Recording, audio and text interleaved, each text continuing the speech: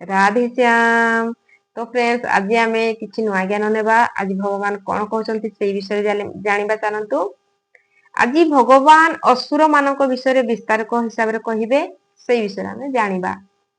प्रवृत्ति च निवृत्ति च जना न विदुरास्वर न शौच नापी चाचार न शैत्य तेषु विद्यते। हे अर्जुन, असुर माने कार्य कर्म रे प्रवृत्त हेबा एवं अकर्तव्य कार्यरू निवृत्त हेबा जानि नथांती। तेणु करी सेमानक ठारे ना शुद्धि रही थाए, ना आचरण बा ना शैत्य रही थाए। सेई पुरुषंक विचार किपरि होई थाए। असत्यम प्रतिष्ठ ते जगदाहुरण ईश्वरम अपरस्पर संभूत किमन्यत काम हेतुकम। एही असुरी प्रवृत्ति युक्त मनुष्य कहिथांती जे जगत आश्रय रहित सर्वथा मिथ्या अटे एवं ईश्वरंक बिना स्वतः स्त्री पुरुष संजोगरु ही उत्पन्न होइछि। तेणु करी जीवित थिला पर्यंत केवल भोग करिबा ही विधेय। एहा व्यतीत आउ कोन अछि। एता दृष्टि मो वैष्ण्यवम नष्टा मान रूप बुधयम प्रभन्युते ग्र कर्माण्य क्षयाय जगते हिताः। एही मिथ्या दृष्टिकोणर अवलंबन द्वारा ଯାହାର ସ୍ୱଭାବ ନଷ୍ଟ ହୋଇ ସାରିଛି ସେହି ମନ୍ଦବୁଦ୍ଧି ଅପକାରୀ କ୍ରୂର କର୍ମୀ ମନୁଷ୍ୟ କେବଳ ଜଗତରେ ବିନାଶ କରିବା ନିମନ୍ତେ ଜନ୍ମ ନେଇଥାନ୍ତି। କାମ ମାଶ୍ରିତ ଦୂଷିର ଦମ୍ଭ ମାନବ ଦାନିତା ମହାଦ୍ ଗୃହୀତାସ ଗ୍ରହାନ୍ ପ୍ରବର୍ତ୍ତନ୍ତେ ଶୁଚିବ୍ରତାଃ। ସେହି ମନୁଷ୍ୟ ଦମ୍ଭମାନ ଏବଂ ମଦ ଦ୍ୱାରା ଯୁକ୍ତ ହୋଇ କୌଣସି ପ୍ରକାରେ ପୂର୍ଣ୍ଣ ନ ହେଉଥିବା କାମନାରେ ଆଶ୍ରୟ ନେଇ ଅଜ୍ଞାନ ଦ୍ୱାରା ମିଥ୍ୟା ସିଦ୍ଧାନ୍ତରୁ ଗ୍ରହଣ କରି ଅଶୁଭ ତଥା ଭ୍ରଷ୍ଟ ଦେବତାମାନଙ୍କର ଯୁକ୍ତ ହୋଇ ସଂସାରରେ ଭ୍ରମିତ କରିଥାନ୍ତି। ସେମାନେ ବ୍ରତ ମଧ୍ୟ କରନ୍ତି କିନ୍ତୁ ଭ୍ରଷ୍ଟାଚାରୀ ଅଟନ୍ତି।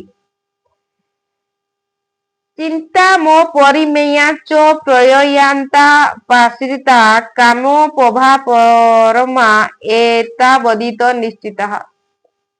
ସେମାନେ ଅନ୍ତିମ ଶ୍ୱାସ ପର୍ଯ୍ୟନ୍ତ ଅନନ୍ତ ଚିନ୍ତାମାନଙ୍କୁ ନେଇ ରହିଥାନ୍ତି, ବିଷୟ ଭୋଗ ନିମନ୍ତେ ତତ୍ପର ରହିଥାନ୍ତି। ବାସ୍ ଏତିକି ହିଁ ଆନନ୍ଦ ବୋଲି ସେମାନେ ମାନୁଥାନ୍ତି। ତାହାଙ୍କ ମାନ୍ୟତା ଏହିକି ଯେ ସେତିକି ପାରିବ ଭୋଗ ସଂଗ୍ରହ କର, ଏହାର ଆଗକୁ ଆଉ ଅଧିକ କିଛି ନାହିଁ। ଆଶା ପାଶ ତୈବର୍ଦ୍ଧା କାମ କ୍ରୋଧ ପରାୟଣଃ ଇହନ୍ତେ କାମ ଭୋଗାର୍ଥନ୍ତେ ନ୍ୟାୟେ ସଞ୍ଜୟାନ୍। ଆଶାରୂପୀ ଅନନ୍ତ ଫାଶ ଦ୍ୱାରା ଗୋଟିଏ ଫାଶ ଦ୍ୱାରା ହିଁ ଲୋକେ ମରିଯାଆନ୍ତି। ଏହାର ଅନନ୍ତ ଫାଶ ଦ୍ୱାରା ବାନ୍ଧି ହୋଇଥିବା କାମ କ୍ରୋଧ ପରାୟଣ ବିଷୟ ଭୋଗର ପୂର୍ତ୍ତି ନିମନ୍ତେ ସେମାନେ ଅନ୍ୟାୟ ପୂର୍ବକ ଧନାଦି ବହୁତ ପଦାର୍ଥରୁ ସଂଗ୍ରହ କରିବାରେ ଚେଷ୍ଟା କରିଥାନ୍ତି। ଅତଃ ଧନ ନିମନ୍ତେ ସେ ରାତ୍ରି ଦିନ ଆସମାଜିକ ପଥରେ ପାଦ ଦେଇଥାନ୍ତି ଓ ଆଗକୁ କହୁଛନ୍ତି ଇଦମ୍ ଦ୍ୱୟମ୍ୟା ଲବ୍ଧ୍ୱାମି ପ୍ରାପସ୍ୟ ମନୋରଥମ୍ ଇଦମସ୍ତି ମଦ୍ୟପି ମେ ଭବିଷ୍ୟତି ପୁନର୍ଧରମ୍। ସେମାନେ ଭାବୁଥାନ୍ତି ଯେ ମୁଁ ଆଜି ଏହା ପାଇଲି, କାଲିକି ଏହି ମନୋରଥକୁ ପ୍ରାପ୍ତ କରିବି। ମୋ ପାଖରେ ଏତିକି ଧନ ରହିଛି, ପୁନଃ ଆସନ୍ତା କାଲି ଏତିକି ମିଳିଯିବ। ଆଶ୍ୱ ମୟା ହତ ଶତ୍ରୁ ହନିଷ୍ୟ ଚାପରାନପି ଈଶ୍ୱରମହଂ ଭୋଗୀ ସିଦ୍ଧଃ ବଳବାନ୍ ସୁଖୀ। ସେଇ ଶତ୍ରୁ ମୋ ଦ୍ୱାରା ମରିଯାଇଛି ଏବଂ ମୁଁ ଅନ୍ୟ ଶତ୍ରୁଙ୍କୁ ମଧ୍ୟ ମାରିବି। ମୁଁ ହିଁ ଈଶ୍ୱର, ଐଶ୍ୱର୍ଯ୍ୟକୁ ଭୋଗ କରିବା ଯୋଗ୍ୟ। ମୁଁ ହିଁ ସିଦ୍ଧ ମାନଙ୍କରେ ଯୁକ୍ତ ବଳବାନ ସୁଖୀ ଅଟେ। କେବଳ ନିଜକୁ ଭାବିଥାନ୍ତି। ଆଧ୍ୟାଭିଜ ନବା ନସ୍ମି କୋ ନେସି ସଦୃଶ ମୟା ଲକ୍ଷ୍ୟେ ଦାସ୍ୟମି ମସ୍ୟେଦ୍ୟ ଇତ୍ୟଜ୍ଞାନ ବିମୋହିତାଃ। ମୁଁ ବହୁତ ବଡ଼ ଧନୀ ଏବଂ ବଡ଼ କୁଟୁମ୍ବୀ ଅଟେ। ମୋ ସମାନ ଭଲା ଅନ୍ୟ କିଏ ଅଛି? ମୁଁ ଯଜ୍ଞ କରିବି, ମୁଁ ଦାନ କରିବି, ମତେ ହର୍ଷ ହବ। ଏପରି ଅଜ୍ଞାନ ଦ୍ୱାରା ସେ ବିଶେଷ ମୋହିତ ରହିଥାନ୍ତି। ଓ କଣ ଯଜ୍ଞ ଦାନ ମଧ୍ୟ ଅଜ୍ଞାନ, ଏହାର ଉତ୍ତମ 17 ନମ୍ବର ଶ୍ଲୋକରେ ସ୍ପଷ୍ଟ କରିଛନ୍ତି। ଏତିକିରେ ମଧ୍ୟ ସେମାନେ ସନ୍ତୁଷ୍ଟ ନ ହୋଇ ଅନେକ ଭ୍ରାନ୍ତିର ଶିକାର ହେଉଥାନ୍ତି। ଏହା ଉପରେ ଭଗବାନ କହୁଛନ୍ତି,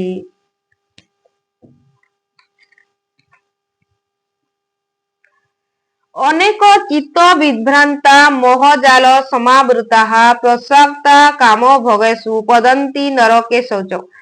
ଅନେକ ପ୍ରକାର ଭ୍ରମନ୍ତି ହେଉଥିବା ଚିତ୍ତଯୁକ୍ତ ବ୍ୟକ୍ତି ମୋହ ଜାଲରେ ଗ୍ରସିତ ହୋଇଥିବା ବିଷୟ ଭୋଗରେ ଅତ୍ୟନ୍ତ ଆସକ୍ତ ସେହି ଆସୁରୀ ସ୍ୱଭାବ ଯୁକ୍ତ ମନୁଷ୍ୟ ଅପବିତ୍ର ନରକରେ ପଡ଼ିଥାନ୍ତି।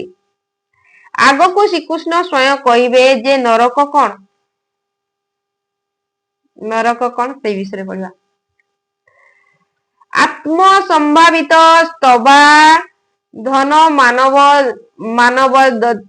ଦନ୍ତିତା ୟୋଜନ୍ତେ ନାମ ଯଜ୍ଞସ୍ତେ ଦମ୍ଭନା ବିଧି ପୂର୍ବକମ୍। ନିଜକୁ ହିଁ ଶ୍ରେଷ୍ଠ ମାନୁଥିବା ବ୍ୟକ୍ତି ଧନ ଓ ମାନର ମଦରେ ଯୁକ୍ତ ହୋଇ ସେହି ଘମଣ୍ଡି ମନୁଷ୍ୟ ଶାସ୍ତ୍ର ବିରୋଧୀ ରଚିତ କେବଳ ନାମ ମାତ୍ରକ ଯଜ୍ଞ ଦ୍ୱାରା ପାଖଣ୍ଡ ରୂପରେ ଜନନ କରିଥାନ୍ତି। କଣ ସେହି ଯଜ୍ଞ କରିଥାନ୍ତି? ଯେପରି ଶ୍ରୀକୃଷ୍ଣ କହୁଛନ୍ତି, ନାହିଁ ସେହି ବିଧିକୁ ତ୍ୟାଗ କରିଥାନ୍ତି, କାରଣ ବିଧି ଯୋଗେଶ୍ୱର ସ୍ୱୟଂ କରିଛନ୍ତି। ଅହଙ୍କାର ବଲମ୍ ଦର୍ପ କାମ କ୍ରୋଧ ନ ସଂସ୍ଥିତା ମାମାତ୍ମ ପର ଦେହେଷୁ ପ୍ରଦିଶନ୍ତେ ଭାଷ୍ୟୁ ୟୁକାଃ। ଅନେକ ମାନଙ୍କୁ ନିନ୍ଦା କରୁଥିବା ଅହଙ୍କାର, ବଳ, ଘମଣ୍ଡ, କାମନା ଏବଂ କ୍ରୋଧ ପରାଜୟ ପୁରୁଷ ନିଜ ଓ ଅନ୍ୟ ଶରୀରରେ ସ୍ଥିତ ମତେ ଅନ୍ତର୍ଯ୍ୟାମୀ ପରମାତ୍ମାକୁ ଦ୍ୱେଷ କରିଥାଏ। ଶାସ୍ତ୍ର ବିଧିରେ ପରମାତ୍ମାଙ୍କ ସୁମିରଣ କରିବା ଏକ ଯଜ୍ଞ ଅଟେ। ଯିଏ ଏହି ବିଧିକୁ ତ୍ୟାଗ କରି ନାମ ମାତ୍ରକୁ ଯଜ୍ଞ କରିଥାଏ, ଯଜ୍ଞ ନାମରେ କିଛି ନା କିଛି କରିଥାନ୍ତି। ସେମାନେ ନିଜ ଏବଂ ଅନ୍ୟ ଶରୀରରେ ସ୍ଥିତ ମତେ ପରମାତ୍ମାକୁ ଦ୍ୱେଷ କରିଥାନ୍ତି। ଲୋକେ ଦ୍ୱେଷ ମଧ୍ୟ କରୁଥାନ୍ତି ଏବଂ ରକ୍ଷା ମଧ୍ୟ ପାଇଯାଆନ୍ତି। ଏପରି କଣ ଏହି ଲୋକମାନେ ମଧ୍ୟ ରକ୍ଷା ପାଇବେ? ଏହା ପୁନର୍ କହୁଛନ୍ତି, ନାହିଁ। ତାନଃ ଦିଶ୍ୟେତ କ୍ରୂରାନ୍ ସଂସାରେଷୁ ନରାଧାରମ୍ କ୍ଷିପାମ୍ୟ ସୁମ ବ୍ରାହ୍ମଣା ସ୍ୱରିକ୍ଷବ ୟୋନିଷୁ। ମୋତେ ଦ୍ୱେଷ କରୁଥିବା ସେହି ପାପାଚାରୀ କ୍ରୂର କର୍ମୀ ନରାଧମକୁ ମୁଁ ସଂସାର ନିରନ୍ତର ଆସୁରୀ ଯୋନିରେ ହିଁ ପ୍ରବେଶ କରିଥାଏ। ଯିଏ ଶାସ୍ତ୍ର ବିଧିକୁ ତ୍ୟାଗ କରି ପୂଜା କରିଥାନ୍ତି ସେ ପାପାସୁ ଅଟନ୍ତି। ସେ ହିଁ ମନୁଷ୍ୟମାନଙ୍କ ମଧ୍ୟରେ ଅଧମ, ଏମାନଙ୍କୁ ହିଁ କ୍ରୂର କର୍ମୀ କୁହାଯାଏ। ଏହି ସଂସାରରେ ଅନ୍ୟ କେହି ଅଧମ ନାହିଁ। ପୂର୍ବରୁ କହିଥିଲେ, ଏପରି ଅଧମ ପୁରୁଷଙ୍କୁ ମୁଁ ନରକରେ ପକାଇଥାଏ। ତାହାକୁ ଏଠାରେ କହୁଛନ୍ତି ଯେ ସେହି ପାପାୟୁ ପୁରୁଷ ଅଜସ୍ର ଆସୁରୀ ଯୋନିରେ ପକାଇଥାଏ। ଏହା ହିଁ ନରକ ଅଟେ। ସାଧାରଣ ଜେଲରେ ଯାତନା ଭୟଙ୍କର ହୋଇଥାଏ ଏବଂ ଏଠାରେ ଅନବରତ ଆସୁରୀ ଯୋନିରେ ଜନ୍ମ ନେବା କ୍ରମେ କେବେ ଦୁଃଖପୂର୍ଣ୍ଣ ହେବ। ଅତଃ ଦୈବୀ ସମ୍ପଦ ନିମନ୍ତେ ପ୍ରୟତ୍ନଶୀଳ ହେବା ଉଚିତ। ଆସୁରୀ ୟୋନି ମାପନ୍ନା ମୂଢା ଜନ୍ମିନ ଜନ୍ମନି ମାମ ପ୍ରାପ୍ୟେ ବୈକୈନ୍ତ ତତ୍ୟା ୟାନ୍ତଧାମ ଗତିମ୍। ହେ କୌନ୍ତେୟ, ମୂର୍ଖ ମନୁଷ୍ୟ ଜନ୍ମ ଜନ୍ମାନ୍ତର ପର୍ଯ୍ୟନ୍ତ ଆସୁରୀ ଯୋନିରେ ପ୍ରାପ୍ତ ହୋଇ ମୋତେ ପ୍ରାପ୍ତ ନ ହୋଇ ପୂର୍ବପେକ୍ଷା ମଧ୍ୟ ଅତ୍ୟନ୍ତ ନୀଚ ଗତିକୁ ପ୍ରାପ୍ତ ହୋଇଥାନ୍ତି, ଯାହାର ନାମ ନରକ କୁହାଯାଇଛି। ବର୍ତ୍ତମାନ ଦେଖିବା ନରକର ଉଦ୍ଗମ କଣ। ତ୍ରିବିଧ ନରକସ୍ୟ ଦ୍ୱାରା ନାଶନମାତ୍ମନ କାମ କ୍ରୋଧ ଶକ୍ତି ଲୋଭସ୍ତ ସ୍ମାଦେ ତତେୟ ତ୍ୟଜ୍ୟତେ। କାମ, କ୍ରୋଧ, ଲୋଭ ଏହା ତିନୋଟି ନରକ ମୂଳ ଦ୍ୱାର ଅଟେ। ଏମାନେ ଆତ୍ମାକୁ ନାଶ କରି ତାହାଙ୍କୁ ଅଧୋଗତିରେ ନେଇଥାନ୍ତି। ଅତଃ ଏହି ତିନୋଟିକୁ ତ୍ୟାଗ କରିବା ଉଚିତ। ଏହି ତିନୋଟି ହିଁ ଆସୁରୀ ସମ୍ପଦ ଆଧାରିତ ହୋଇ ରହିଛି। ଏହାକୁ ତ୍ୟାଗ କରିବା ଦ୍ୱାରା ଲାଭ କଣ? ଐତେବିମୁକ୍ତ କୌନ୍ତେୟ ତମଦ୍ୱାରସୈ ନିର୍ଭୟର ଆଚରତ୍ୟାତ୍ମନ ଶ୍ରେୟସ୍ତେ ୟାନି ପରାମ୍ ଗତିମ୍।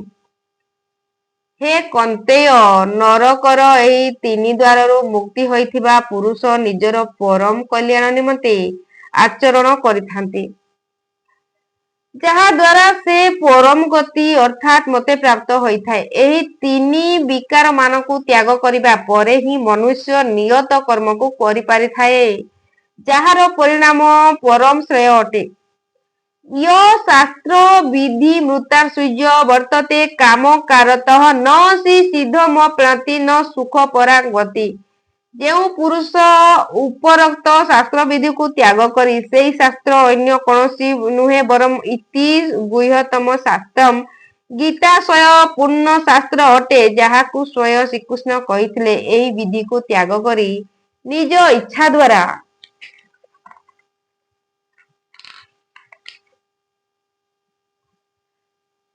ପ୍ରବୃତ୍ତ ହୋଇଥାଏ, ସେ ନା ସିଦ୍ଧିକୁ ପ୍ରାପ୍ତ କରିଥାଏ, ନା ପରମ ଗତିକୁ, ନା ସୁଖକୁ ହିଁ ପ୍ରାପ୍ତ ହୋଇଥାଏ।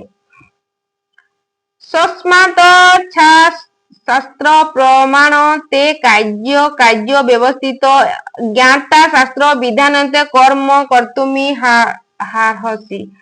ତେଣୁ କରି ହେ ଅର୍ଜୁନ, ତୁମ ନିମନ୍ତେ କର୍ତ୍ତବ୍ୟ ଏବଂ ଅକର୍ତ୍ତବ୍ୟ ଏହି ବ୍ୟବସ୍ଥାରେ ଅର୍ଥାତ୍ ମୁଁ କଣ କରିବି ଏବଂ କଣ ନ କରିବି, ଏହାର ବ୍ୟବସ୍ଥାରେ ଶାସ୍ତ୍ର ହିଁ ଗୋଟିଏ ପ୍ରମାଣ ଅଟେ।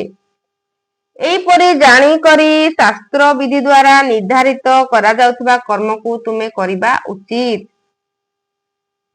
ତୃତୀୟ ଅଧ୍ୟାୟରେ ମଧ୍ୟ ଯୋଗେଶ୍ୱର ଶ୍ରୀକୃଷ୍ଣ ନିୟତ କୁରୁ କର୍ମତମ୍, ନିୟତ କର୍ମ ଉପରେ କହିଲେ ଏବଂ କହିଲେ ଯେ ଯଜ୍ଞର ପ୍ରକ୍ରିୟା ହିଁ ସେ ନିୟତ କର୍ମ ଅଟେ ଏବଂ ସେହି ଯଜ୍ଞ ଆରାଧନା ବିଧି ବିଷୟର ଚିତ୍ରଣ ମାତ୍ର, ଯାହାକି ମନକୁ ସର୍ବଥା ନିରୋଧ କରି ଶାଶ୍ୱତ ବ୍ରହ୍ମରେ ପ୍ରବେଶ ହୋଇଥାଏ। ଏଠାରେ ସେ କହିଲେ ଯେ କାମ, କ୍ରୋଧ ଓ ଲୋଭ ନରକର 3ଟି ପ୍ରମୁଖ ଦ୍ୱାର ଅଟେ।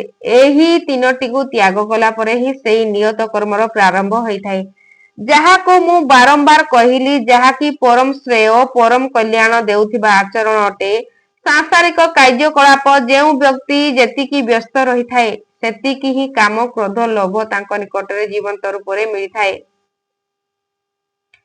କର୍ମ କୌଣସି ଏପରି ଏକ ବସ୍ତୁ ଯେ କାମ, କ୍ରୋଧ, ଲୋଭ ତ୍ୟାଗ କଲା ପରେ ହିଁ ସେଥିରେ ପ୍ରବେଶ ମିଳିଥାଏ ଓ କର୍ମ ଆଚରଣରେ ଢଳି ଯାଇଥାଏ। ଯିଏ ସେହି ବିଧିକୁ ତ୍ୟାଗ କରି ନିଜ ଇଚ୍ଛାରେ ଆଚରଣ କରିଥାଏ, ତାହାର ନିମନ୍ତେ ସୁଖ ସିଦ୍ଧ ଅଥବା ପରମ ଗତିରେ ମଧ୍ୟ ରହି ନଥାଏ। ବର୍ତ୍ତମାନ କର୍ତ୍ତବ୍ୟ ଏବଂ ଅକର୍ତ୍ତବ୍ୟ ବ୍ୟବସ୍ଥାରେ ଶାସ୍ତ୍ର ହିଁ ଏକମାତ୍ର ପ୍ରମାଣ ଅଟେ।